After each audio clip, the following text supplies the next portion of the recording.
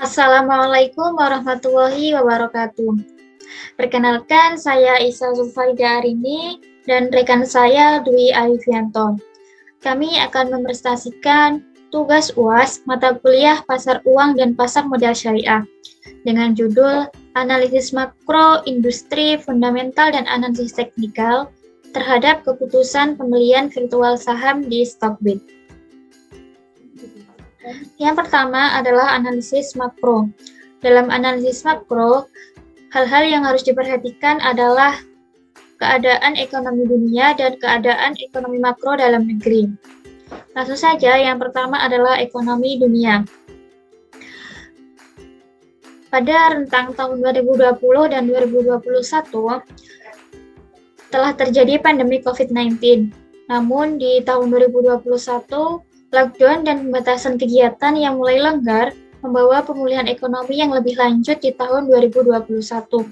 Hal ini membuat outlook perekonomian global berangsur normal seperti sebelum masa pandemi. Keberlangsungan pandemi COVID-19 yang masih belum tentu menyebabkan adanya risiko global supply distribution. Global supply distribution ini yang panjang dan tingginya ketidakpastian COVID-19 di berbagai belahan dunia menyebabkan proyeksi pertumbuhan ekonomi dunia turun. IMF atau International Monetary Fund yang sebelumnya memproyeksikan pertumbuhan ekonomi dunia sebesar 6%, direvisi menjadi 5,9%, yang artinya turun 0,1% dari perkiraan sebelumnya. Yang kedua yaitu makro Indonesia. Dalam melihat makro Indonesia atau makro dalam negeri, hal yang pertama adalah melihat produk domestik bruto.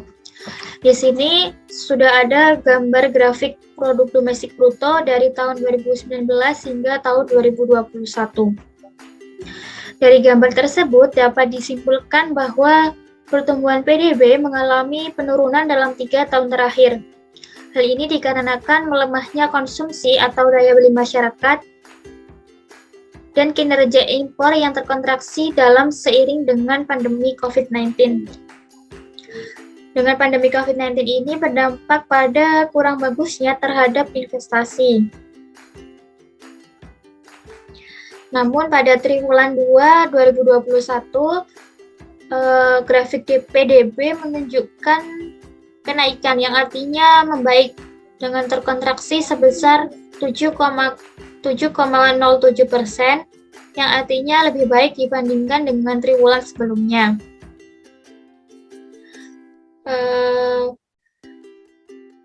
Meskipun PDB mengalami fluktuasi, hal ini masih menunjukkan optimisme dari pasar dalam pemulihan ekonomi dan berbagai langkah kebijakan yang telah diambil oleh pemerintah dalam memulihkan ekonomi.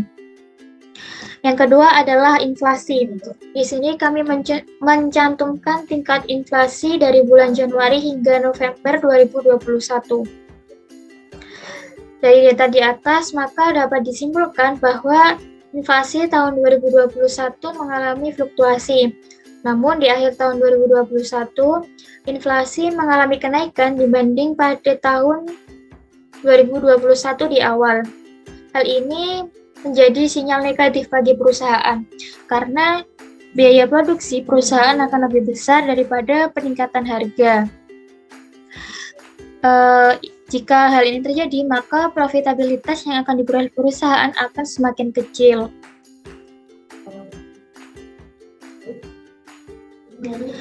Yang ketiga adalah tingkat bunga atau suku bunga BI rate.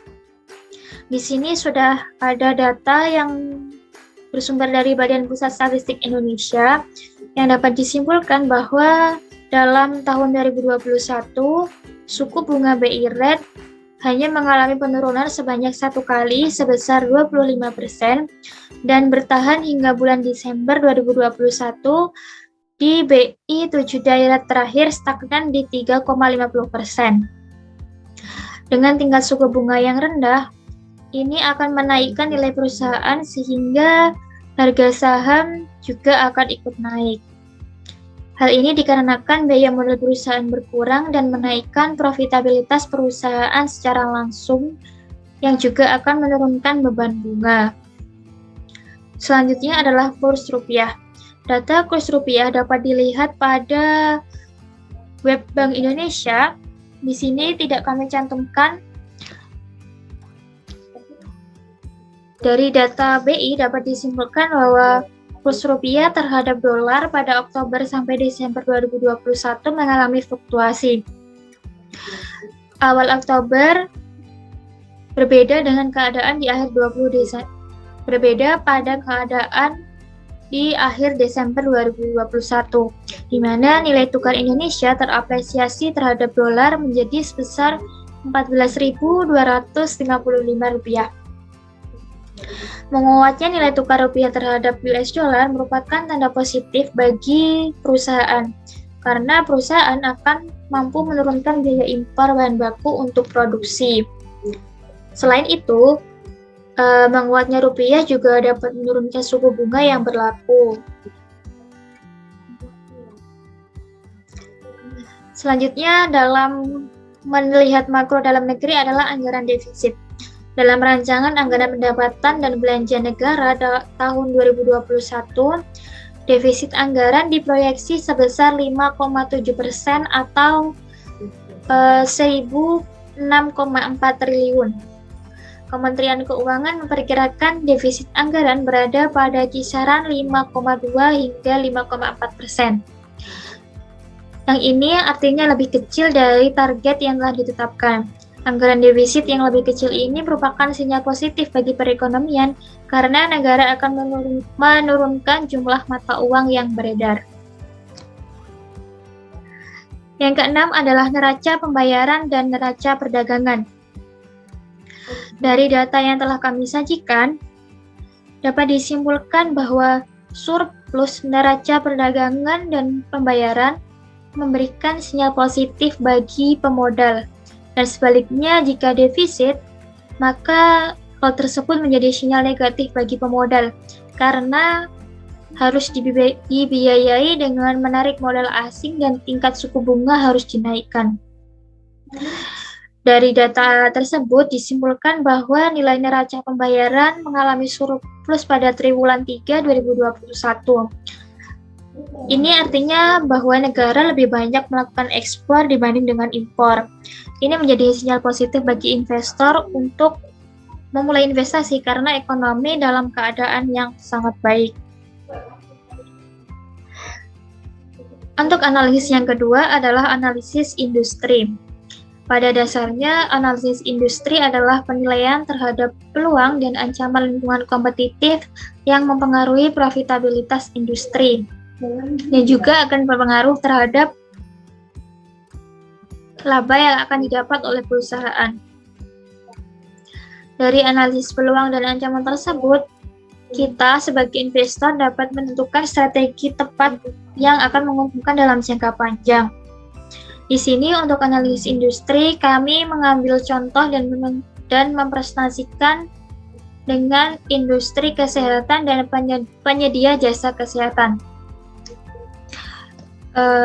Salah satu alasan kami memilih industri kesehatan karena sejak pandemi terjadi, saham-saham kesehatan ini banyak diburu oleh para investor karena seiring dengan meningkatnya permintaan layanan dan produk kesehatan.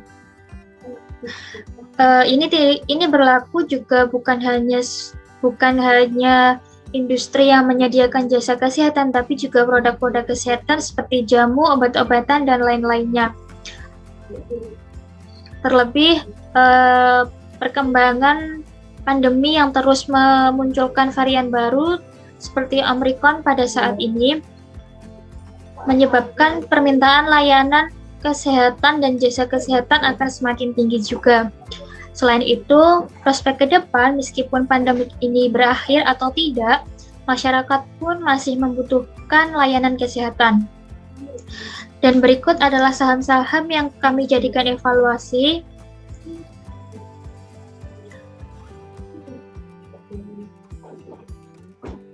Dari saham-saham kesehatan tersebut, menjadi peluang yang tinggi bagi kita untuk memulai investasi.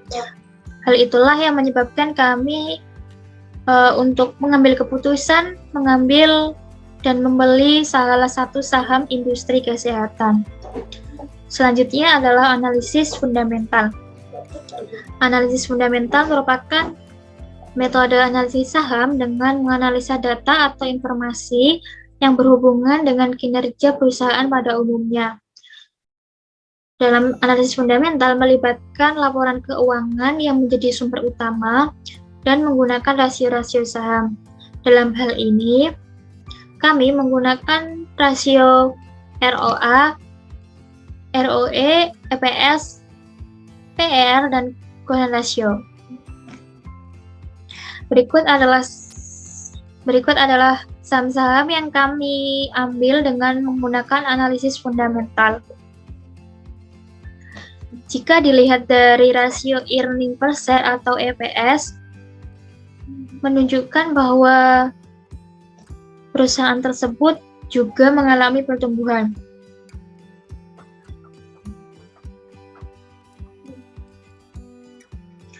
Dari hasil EPS, perusahaan yang dapat memberikan keuntungannya paling besar kepada investor adalah perusahaan barang konsumsi atau consumer good, yaitu PT Indofood CBB Sukses Makmur dengan kode saham ICBP. Disusul yang kedua yaitu PT Adaro Energi atau ADRO sebesar 201,30. Hal ini karena daya beli masyarakat dan konsumsi masyarakat yang sudah meningkat serta prospek industri batu bara yang masih menunjukkan sinyal positif. Yang kedua, jika berdasarkan PR, yaitu perusahaan yang paling baik adalah PT Adaro Energi Tbk karena menunjukkan hasil PR yang paling kecil, yang berarti harga saham masih murah dan cocok untuk dijadikan investasi jangka panjang. Jika berdasarkan ROA, maka perusahaan yang efektif dalam menghasilkan keuntungan melalui aset yaitu PT Indofood CBB Sukses Makmur Tbk dengan ROA sebesar 7,1%. Berdasarkan ROE, perusahaan yang efektif dalam mengelola modalnya untuk menghasilkan laba juga PT Indofood CBB Sukses Makmur dengan hasil rasio sebesar 23,8%. Yang terakhir, jika berdasarkan Golden Ratio, perusahaan yang mampu memenuhi kewajiban jangka pendek menggunakan aktivanya adalah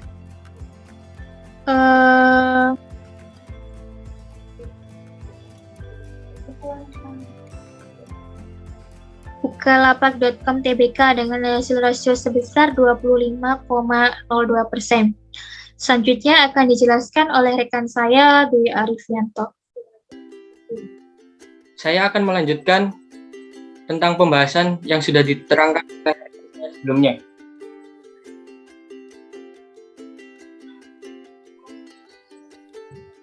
Analisis teknikal. Analisis teknikal biasanya digunakan oleh trader yang memang aktif bertransaksi saham dengan jangka yang pendek, seperti secara harian. Tujuan analisis teknikal ini adalah mengamati pola-pola seperti data pasar, harga saham, serta volume transaksi saham. Analisis saham akan digunakan jika Anda ingin melakukan pembelian. Untuk melakukan analisis saham secara teknikal, Anda dapat memulainya dengan melihat pergerakan pasar, mengetahui indikator analisis teknikal, dan melihat seperti apa sejarah yang berulang. Guna mengenal analisis teknikal, simak paparan lebih dalam berikut ini. Pergerakan pasar, pastikan Anda menjadikan pergerakan pasar sebagai acuan ketika melakukan analisis.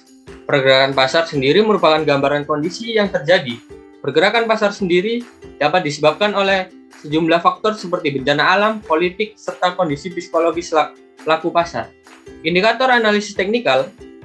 Anda harus mengetahui indikator analisis teknikal sebelum melakukan transaksi saham. Beberapa contoh indikator analisis teknikal ini adalah moving average atau MA, moving average convergence divergence atau biasa disebut MACD, dan stokastik.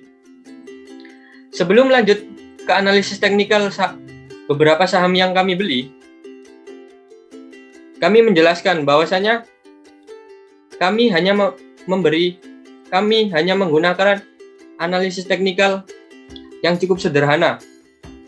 Seperti pada saham Adro, kami menarik garis support di harga 1.600-an. Ini merupakan area di mana beberapa candle di awal Desember menunjukkan bahwasannya candle tersebut sudah berada di area support. Artinya, ada kemungkinan untuk berbalik arah, entah itu naik ataupun entah turun.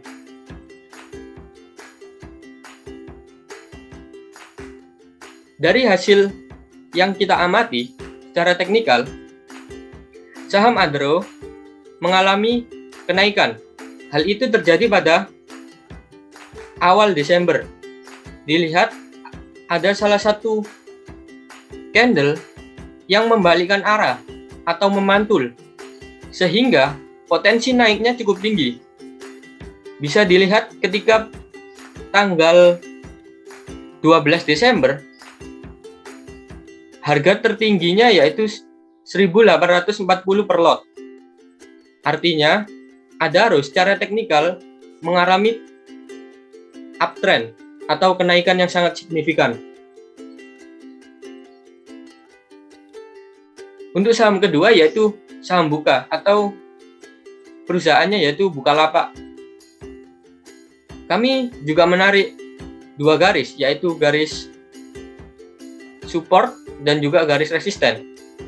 Dan kami di garis resisten, kami menuju area 768 per saham, harga sahamnya. Dan untuk supportnya, kami menarik di harga 650 per saham. Dan kami bisa melihat ketika awal Desember terdapat potensi bahwasanya ada satu candle yang berhasil tembus ke area support. Dan di situ ada dua kemungkinan untuk hari-hari selanjutnya. Yang pertama yaitu uptrend ataupun downtrend. Dari pengamatan kami selama hampir 5 hari, kami melihat bahwasanya saham Buka ini mengalami penurunan dikarenakan ada setelah candle kemarin yang menyentuh garis support, ternyata candle berikutnya berada pada posisi merah selama 3 hari berturut-turut. Itu menandakan bahwasannya terjadi downtrend. Untuk saham ketiga, BEBS. Perusahaannya yaitu Berkah Beton Sadaya. Kami juga menarik garis support dan resisten, tapi kami tambahi satu indikator lagi yaitu EMA atau moving average-nya. Untuk supportnya, kami menarik di area 3.875.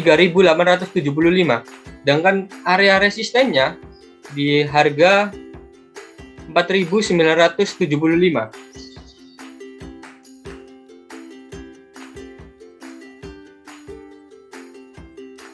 Nah, kita bisa melihat ketika pertengahan Desember ada satu candle yang menyentuh dan melewati area support dengan harga 3.860.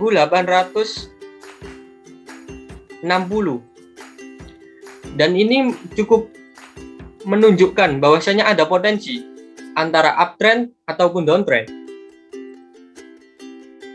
Dari hasil pengamatan kami, setelah ada satu candle yang tembus di area support, di hari berikutnya terdapat satu candle juga yang berhasil tembus di area resisten. Nah, maka dari itu potensi uptrendnya cukup sangat tinggi. Bisa dilihat dari polanya, candle tersebut cukup tinggi.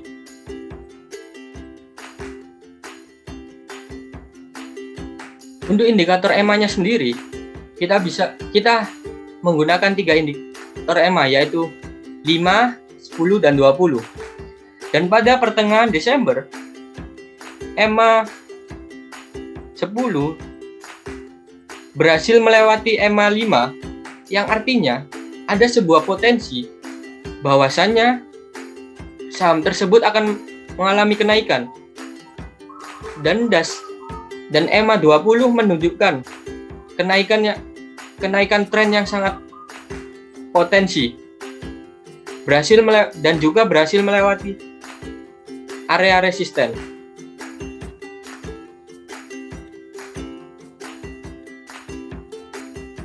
Selanjutnya, yang akan kami analisis secara teknikal yaitu saham INDI atau Indika Energi.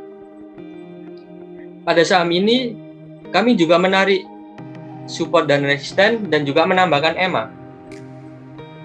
Untuk area resisten, kami mengambil 1825, sedangkan area supportnya yaitu 1590.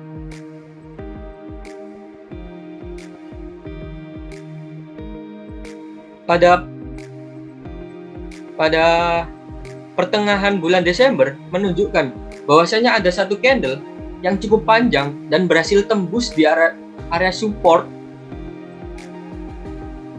dan juga mengindikasikan ada 2 kemungkinan antara uptrend dan juga downtrend.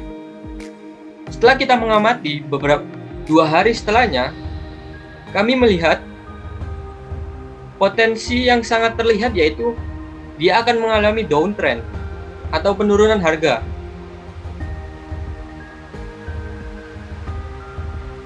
Dan sedangkan untuk EMA-nya sendiri juga sudah menunjukkan ketiga pola EMA 5, 10, dan 20 menunjukkan grafik yang cukup turun dan tidak saling berpotongan atau beriringan ke arah bawah, menunjukkan bahwasannya INDI akan mengalami downtrend.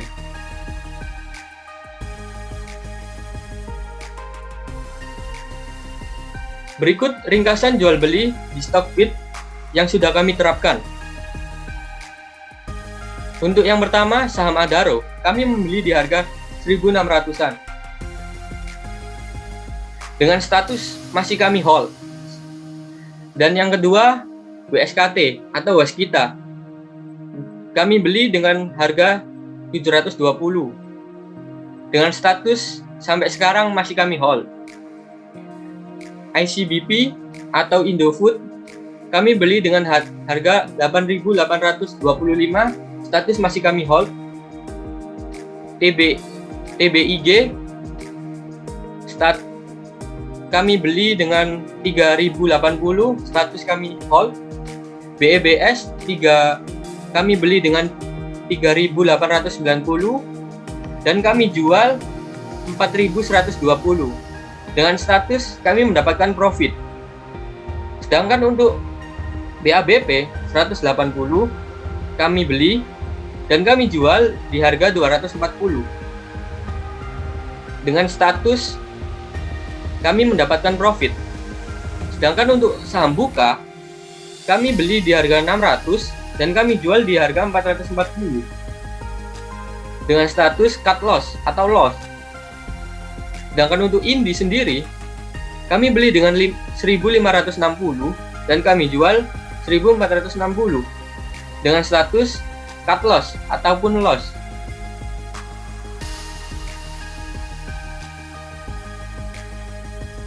Dari hasil transaksi saham yang ada di Stockbit tersebut,